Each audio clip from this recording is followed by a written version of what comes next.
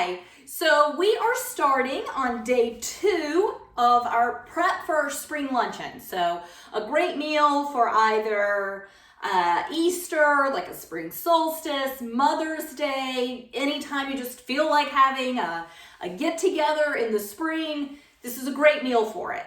So we're starting with, just kind of to run through our menu, we're starting with pickled deviled eggs as our appetizer. We're going to be doing a roast leg of lamb with rutabagas and radishes. We're going to have minted peas and green stuff on the side. And then we're going to end the meal with a hummingbird cake. So this is day 2. Yesterday we made our hummingbird cake, which is like I said, it's a cousin of the carrot cake, but it's got pineapple and banana in it and a cream cheese frosting. So that was completed, almost completed. We've got a little bit more decorating to do on it, but 99% done. Just some decorating, totally able to go ahead and eat it if I wanted to. But the hummingbird cake, like I said, mostly done. We got started on our eggs. I've got them right here. We pickled some eggs in a beet pickling brine. We're going to devil them up today. We got started on our green stuff, so we made the green like a gelatin salad, right? So we went ahead. It's got coconut cream or cream of coconut and pineapple in it. So we went ahead and made that yesterday, and we made like a topping, a marshmallow and mascarpone cheese topping that goes with it. So today we're just finishing some of those projects up. Like I said, we're going to finish off our eggs.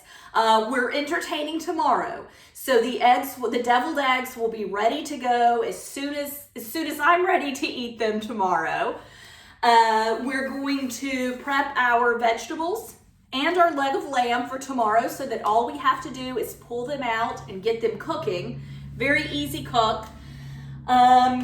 And we're going to finish off our green stuff. So we will unmold it and we'll put the topping on it and then just cover it up, pop it back in the fridge. All you need to do is take it out of the refrigerator and remove the plastic wrap tomorrow, and it's ready to go. So tomorrow, when you're entertaining, it's going to be a really easy day. So I'm going to start with my pickled eggs. So I have this little carrier, just a little plastic carrier that's made specifically for deviled eggs. Since I'm storing these in my refrigerator, I don't think you can see it over here, but since I'm storing this in my refrigerator, I wanted to cover them up because they do kind of have an odor that goes with them, and tomorrow I'll transfer them to a prettier plate. Okay, so pickled deviled eggs. As I said, these were pickled yesterday in a beet pickle. We wanted to... I removed them, and when I hit the 24-hour mark, these are soft boiled, and then they're only going to pickle for 24 hours, which I had things to do this morning at the 24-hour mark, so I was not able to film, but I went ahead and removed them from the pickling brine. So this is what they look like. They are this like vivid, almost magenta color, and they have a great pickled taste to them. They're nice and sweet and a little bit vinegary. So what we need to do is just get these cut in half and get the inside scooped out to make deviled eggs. And I'll just start with 3. So you just cut it long ways. And there you go. You can see, and I'll give you a better close-up when I'm done. You get a spoon. And you're just gonna scoop the innards scoop the yolks into a bowl. And then they just sit in the little slots.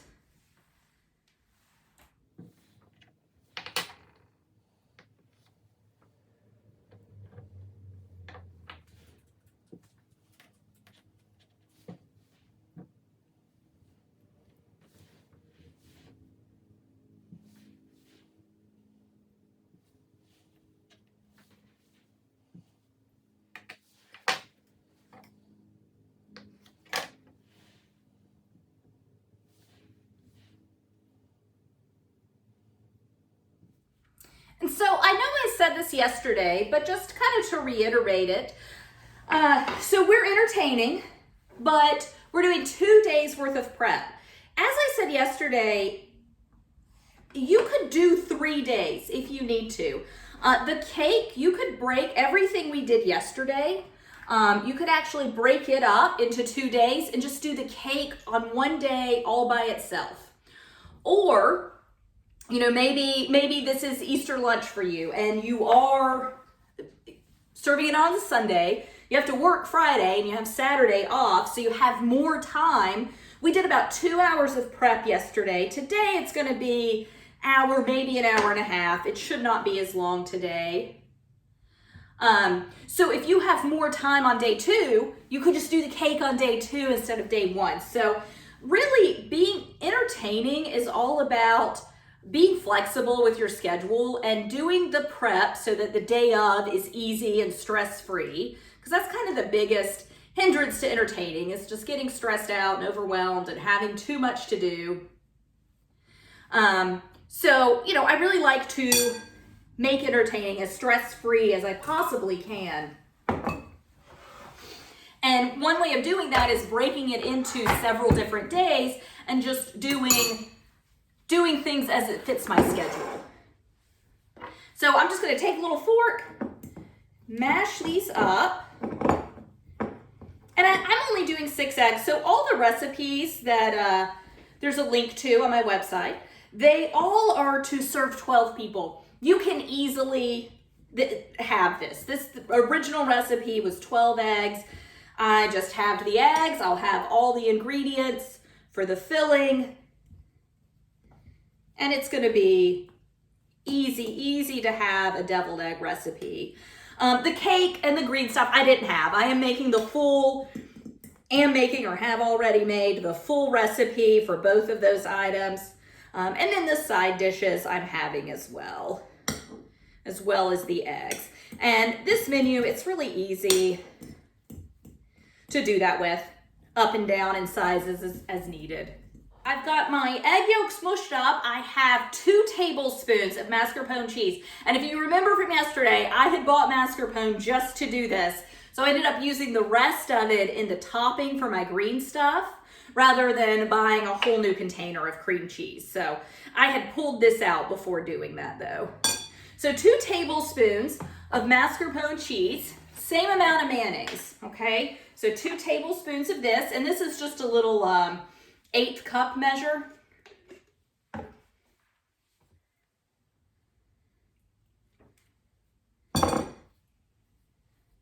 Which in 1/8 of a cup incidentally is 2 tablespoons.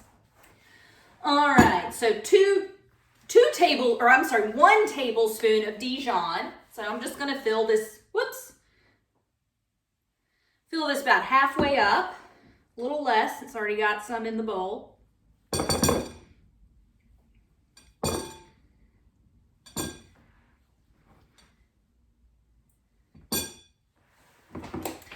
And then I'm just gonna eyeball this, but about half a teaspoon and a half of white balsamic vinegar. You could use white wine vinegar, that'd be fine. Apple cider would be good too. Don't go buy white balsamic vinegar just for this recipe, but that is what I prefer to use in this. And then some salt and pepper to taste. And I'm going to garnish these with chives. You could garnish them with like a pickled onion or a little like any kind of relish that you'd like. Chives will be great. Even a little mustard, like a pretty little like whole grain, just like a few little granules of whole grain mustard would be really nice. All right, and we're just mixing it up. Mixing it and mashing it till it is a smooth consistency. And the reason that I like to use mascarpone in this is because mascarpone has got a really nice thick body, kind of similar to cream cheese, but it doesn't have the tang of cream cheese. So it is nice to add body to these egg yolks and not add just a ton of, it's not adding a lot of flavor. The mayonnaise and the mustard and the vinegar, salt and pepper, those are adding the flavors. The mascarpone is adding texture, and it's adding a little bit more, because the best part of the deviled egg is what's inside of it, right? The deviled part.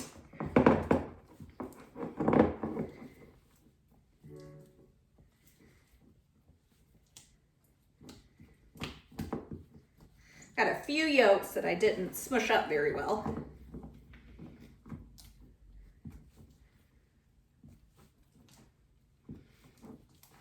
And I'm just gonna put this in a zip top bag that I've just snipped the end off of. I'm not gonna worry about like a pastry fitting or anything like that. You certainly can.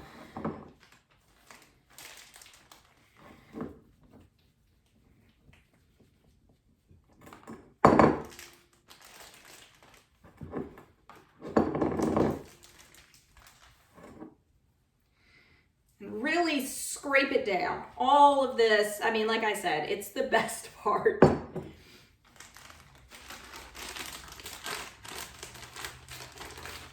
All right, so just work it to that corner, and you can wait to snip it off. I went ahead and snipped it off when I grabbed the bag, so I do have an opening already, so gotta be careful. Okay. All right, so I'm just gonna give these, I am not making it fancy. This is just, to me, a lot easier than putting it in, and less messy. It's a lot easier and neater than doing this with a spoon.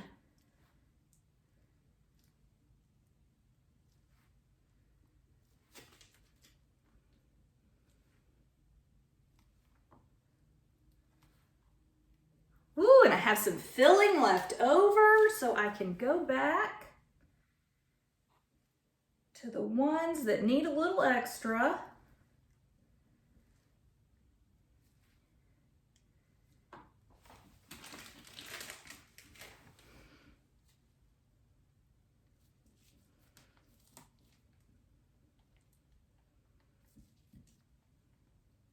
All right.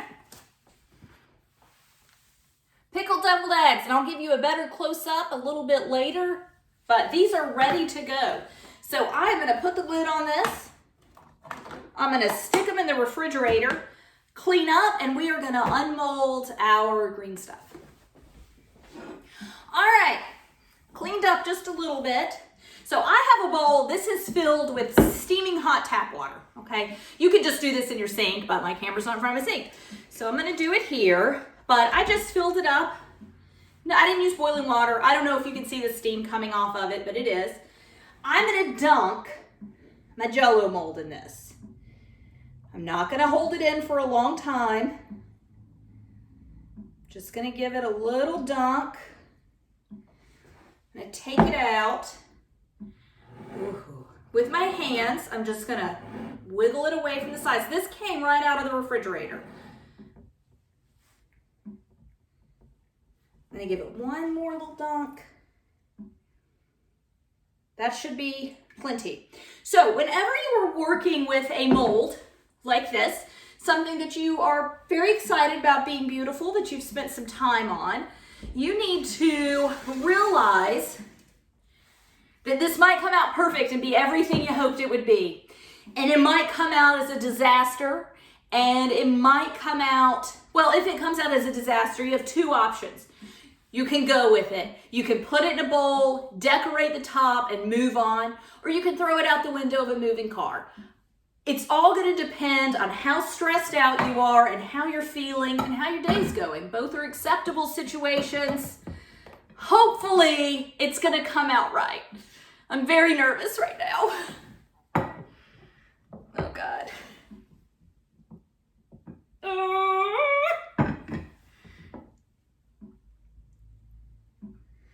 Okay, might need to give it another dunk. I mean, I can feel it. It's definitely loose in there.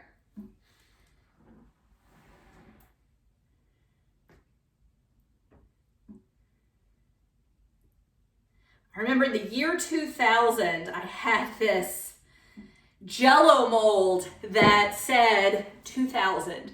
And my grandmother and I filled it with, I don't know, 10 packets. It was a pretty big mold of blue Jell-O to welcome in the new year, and we could not get it to release. And I mean, you know, this blue Jell-O is delicious, but I always think of that when I'm doing this. I think I heard it. Oh no. Oh no. Okay, yeah, there's a little bit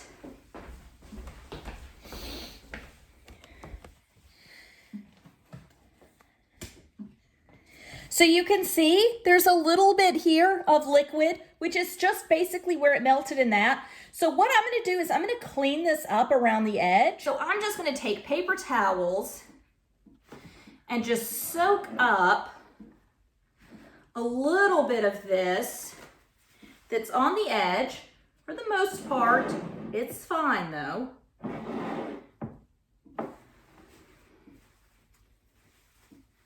Wasn't very efficient. And then I'm just going to wipe what I can.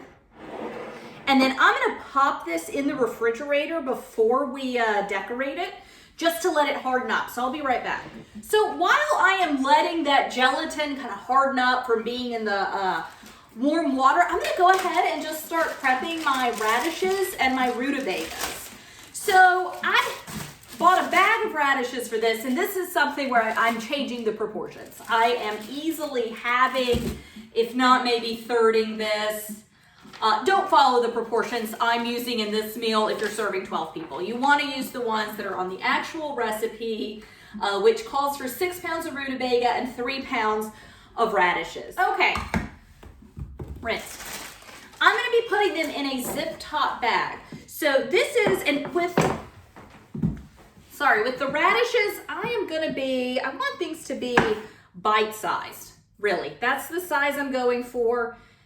It's just bite-sized. So most of these radishes, I'm just gonna cut in half. And then the rutabagas, I will peel and dice up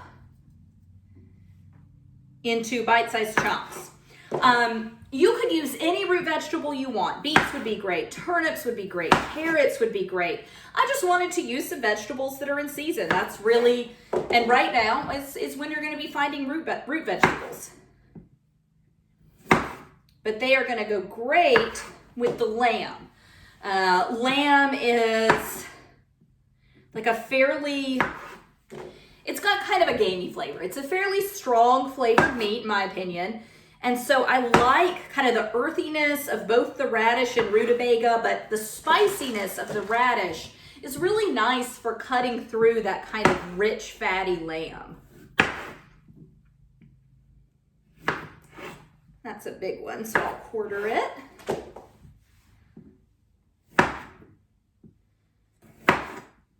And one thing that when I was editing yesterday's video, I just didn't realize, but I didn't talk about making sure your house is clean. Whenever you're entertaining, I mean, I know it kind of seems, if you're used to entertaining, it seems like a no-brainer, but hey, if you haven't done it that often, you might not realize it, but before you even start preparing food, go ahead and get your house clean. Get the areas of your house that you're gonna have guests in cleaned up. So living room, dining room, restrooms, all those places need to be cleaned. If you are entertaining outside, get your lawn mowed, get your mulch redone, whatever it is, redone, just refreshed, right? Prune your bushes, whatever it is that you need to do to welcome people into your space where you're going to be hosting them, go ahead and get that done, honestly, the weekend before, and then just keep it clean the following week. The only place that I will not be cleaning just yet is the kitchen, and that's because I'm spending 2 days before people arrive working in it, and the morning before folks even arrive. We'll be having lunch tomorrow afternoon, probably around 2 o'clock is when the meal will be.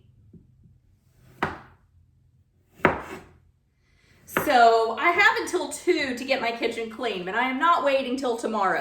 When I am done filming, I'm gonna go ahead and get my kitchen deep cleaned, and then tomorrow I will make sure to get all the cooking of anything that could cause a mess. Like I'm decorating my cake tomorrow. That's gonna make somewhat of a mess.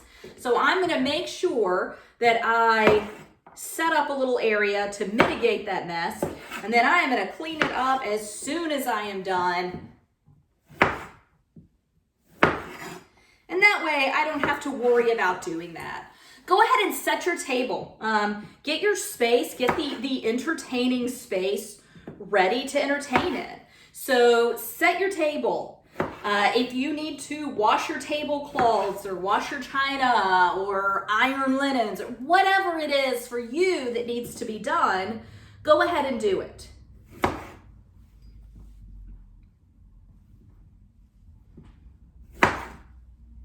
And something else that I like to do is to go ahead and decide what platters you're going to use. I've set all the platters, bowls, whatever, servingware that I will be using. I have already set it aside on the table so that it's ready to go.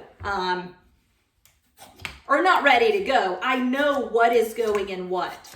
So with these, the radishes and rutabagas, when they're ready to go in the oven, I know exactly what they're cooking in. And when they come out of the oven, I know exactly what platter they're going on, okay? So I am just going to go through, I've got 2 rutabagas. I'm gonna cut this end off. But I am just gonna go through and get them peeled. You always wanna peel, especially if it's store-bought. You wanna peel your rutabagas because they have, like, they're waxed. I once put one in the oven, just for whatever reason. I mean, I'm sure it was heavily waxed. I just didn't realize it. And I mean, I washed it, but washing water is not gonna get that wax off, right? So I put it in the oven, and then my fire alarm started going off, and I was like, oh my God, what is going on? And I go to the oven, and I look in the bottom, and there's a fire in my oven because the wax had dripped down onto the heating element, and I'd actually started a fire. So I threw a wet hand towel, dishcloth, in to stop it. It was just like, oh my God, I cannot believe I just did that. So anyway, peel your store-bought rutabaga. Farmer's market, probably not waxed, but I would ask if you're not sure. Usually you can tell, but even so, I made the mistake. All right, so I'm just gonna get through this.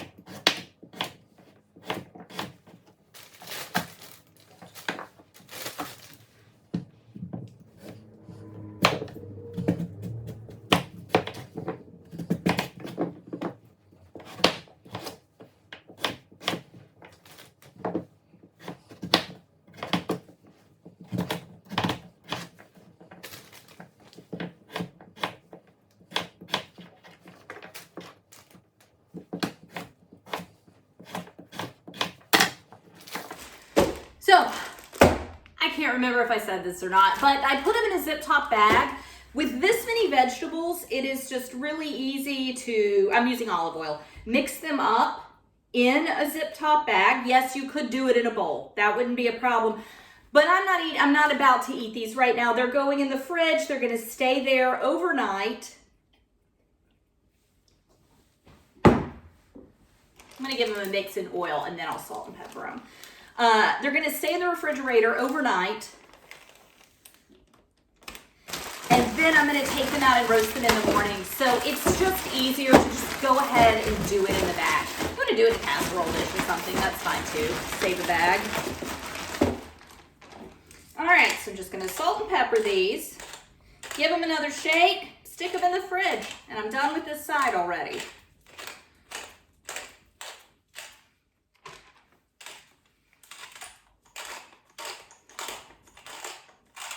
And all we're doing with these is olive oil, salt, and pepper. Now they are going to cook in the same pan as the lamb. So they're going to get like the drippings from the lamb, and we're going to use some beef stock and all that too. But as far as just seasoning, these are, they're very basic. They're very simple. And I say all that just to say that you want to be generous with that pepper is really what I'm getting at.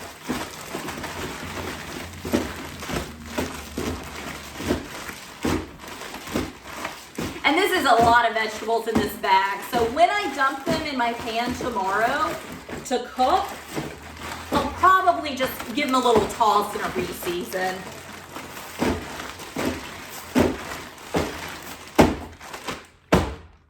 All right, I'm gonna get these in the refrigerator and I am going to check on my Jell-O or my green stuff. Okay, so I've got my green stuff, and then this is our mascarpone. This is our frosting, our topping, which is a combination of marshmallow fluff and mascarpone that I have fitted with like a large star tip. I have said before, this is not really my thing, so I'm gonna do the best that I can with this. I would appreciate it if you didn't laugh, all right? One thing I wanna do, because that gelatin melted a little bit in the hot water, it's a little bit runny along the bottom. You can't really, I don't wanna tilt this. It's a little bit, you can just see the bottom edges. It's not the cleanest. I want to pipe some of this around the bottom, and what if I have any left over, I'll put it in the center.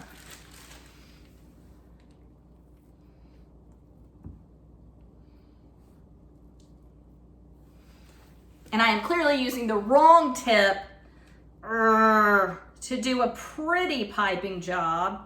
We'll blame it on the tip. It could possibly be the piper.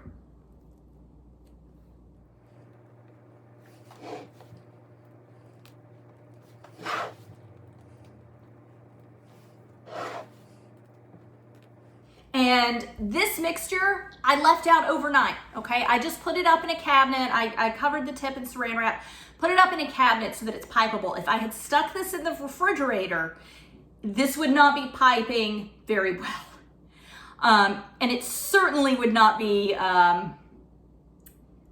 piping as beautifully as it is, which isn't that beautiful. But anyway, once we're done with this, this is gonna immediately go in the refrigerator uncovered. I don't wanna put saran wrap on it just yet. I want to give it time to firm up again, okay? My top is still a little wiggly from being warm. This is at room temperature, so but these little shapes are gonna harden up. So I'm gonna save the plastic wrap until later tonight. I'll put it on. And if you had wanted to refrigerate this overnight, you could. That would be fine. You just need to bring it out of the refrigerator several hours before you plan on piping it, just to keep it pipeable. All right, back to it.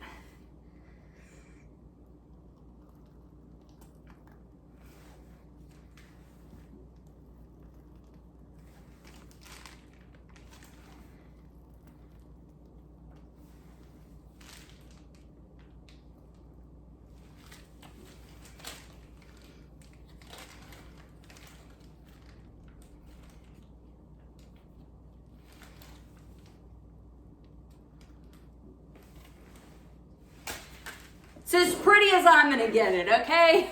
So there you go, and I'll give you a better shot of it later. I'm gonna let this get in the fridge, start hardening back up. We will get started on the lamb next, but we are 42 minutes in from when I turned the camera on.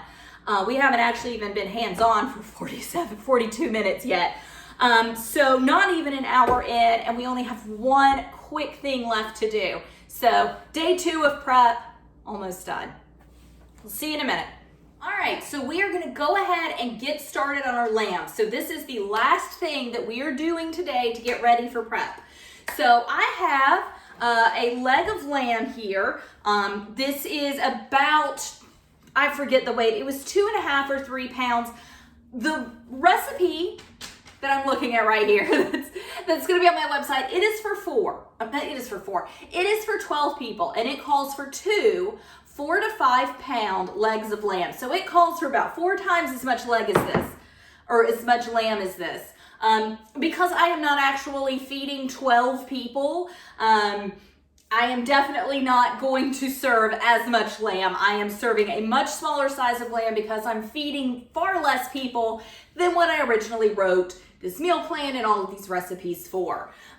With this being the priciest item on the meal plan, we'll eat some extra deviled eggs. I mean, is there too many? Can you have too many deviled eggs? I'll eat extra green stuff. I'll eat extra cake. I will eat extra sides. I mean, I'd love to eat extra lamb, but you know, financially, I wanted to go with a smaller cut of lamb. But I'm just showing you the method of how you're gonna get all this on the table, okay? And you can up and downsize the recipes that I'm posting to really fit whatever quantity you want, okay? Because it's really about just a method. It's about combining certain herbs, salt, pepper, oils, shallot, lemon, getting some certain flavors combined, roasting it up together, okay? So again, I'm just working on the method. That's just something I really wanted to point out. This is a much smaller hunk of lamb than what the recipe calls for. So what I'm gonna do is I'm gonna make a rub for this. I'm gonna go ahead and rub it in and let those flavors start infusing and marinating into my lamb overnight. And then we are eating about 1 or maybe 2. I'm not certain just yet, but we're eating tomorrow early afternoon, late lunch, early afternoon. And we'll get to all of it tomorrow. But the first thing I want to do tomorrow is take this out of the refrigerator to let it start coming up to room temperature so you don't have a cold hunk of meat going into a warm oven. But it will already be nice and marinated and really just ready to go so you have as little to do as possible tomorrow.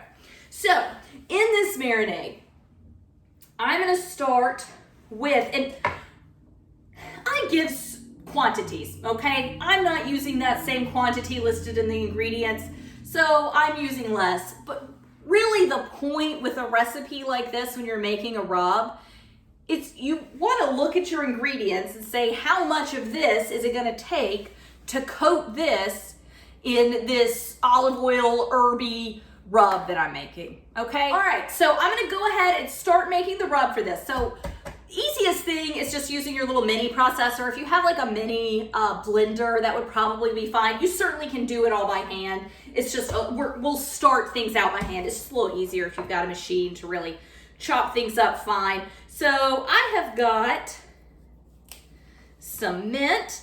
Just gonna take the leaves off the stems. Oh, I love working with mint. Like it already, I mean, I've just pulled a handful of leaves off and it already smells amazing. Basil's the same way too, just not basil season. All right, so I am just gonna run my knife through this just to help it out. All right, I've got a few sprigs of rosemary. Let's de-stem them right into the processor.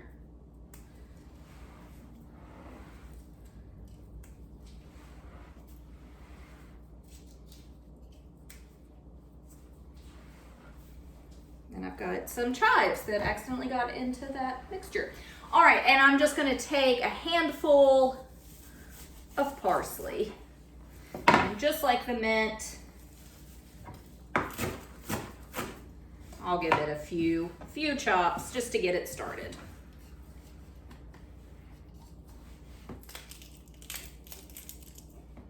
All right, so I've just got 1 shallot. And I am just gonna give it a rough chop.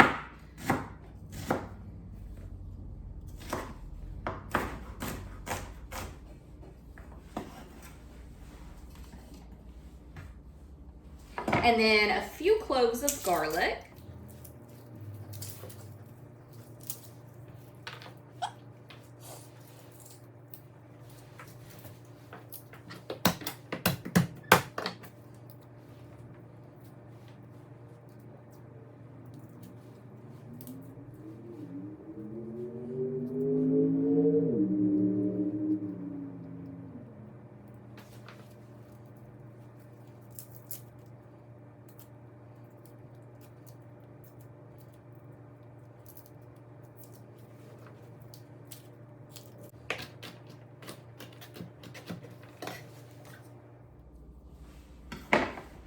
All right, I'm gonna juice. I was using a lemon. Oh, for the hummingbird cake. Yeah, I used half a lemon in the hummingbird cake. I'm just gonna use the other half of it. I set it aside. I'm just gonna put the other half of it in here.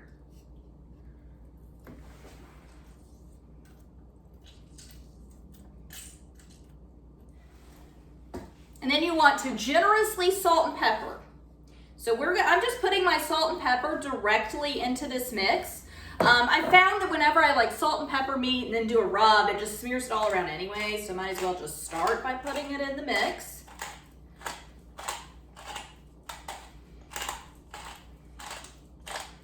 But I say generously because this is the only time we'll be seasoning. I'm actually gonna be a little more generous. And then some olive oil. This rub, I keep cutting myself off. This rub is the only seasoning we're gonna do on the meat. And so with lamb, I like to do it, I like it to be rare to medium rare. It's about 125 internal temperature. So after we get the rub on, you want to go ahead, well, you can put it in the refrigerator. When it comes out of the refrigerator, go ahead and put your meat thermometer in it at that point. If you like lamb cooked through a little more than 125, by all means, cook it to whatever preference you like. All right, so I'm just going to give this a few pulses.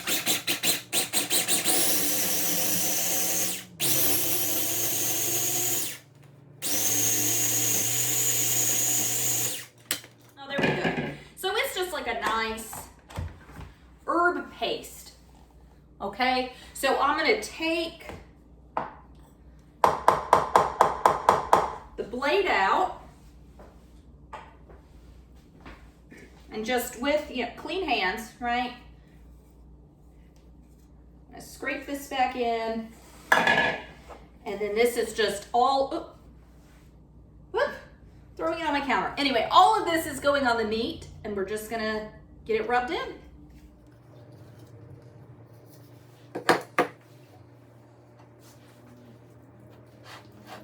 And you want to make sure you coat the bottom too. And so when we cook this is going to cook on a bed of the rutabagas and radishes that we've already prepped. So they'll go in the bottom. This will sit on top. All of this delicious herb mixture is going to drip down into the rutabagas and all the fats from the lamb. It's all going to drip down into the rutabagas and radishes and help flavor them. And that's one reason that I went really light on the seasoning with them and just did salt and pepper. I didn't do any herb mix. I really wanted this meat to flavor those vegetables. And so when you are cooking this, if this comes up to, for me, 125, for you, whatever, you just Google it, whatever temperature degree you want on the internet. Like I said, lamb, I definitely want it to be on the rare side. And your rutabagas, you pull it out, it looks beautiful. If your rutabagas and radishes aren't done yet, by all means, take the take the lamb out, set it aside, cover it, and mix all the juices in and just let those continue to cook. Which, with this small piece, is probably something I'm gonna have to do. But we'll see. I mean, I cooked less rutabagas and radishes than I called for, so we'll see what happens, but I'm gonna get cleaned up.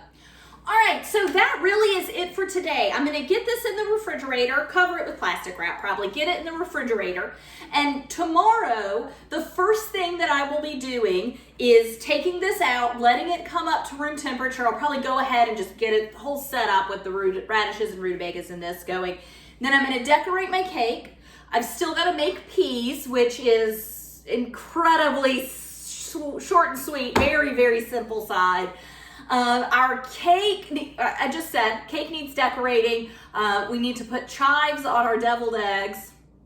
All right, so I'm gonna get this in the refrigerator now, and that is, as far as food prep, that is it for today. That was an hour to get all of that done today. So 2 hours of prep yesterday, which I've said several times now, could easily be divided into 2 days. If you needed 3 days of prep, and then a final day to entertain, okay? I just did 2 days of prep and I'll entertain on the third.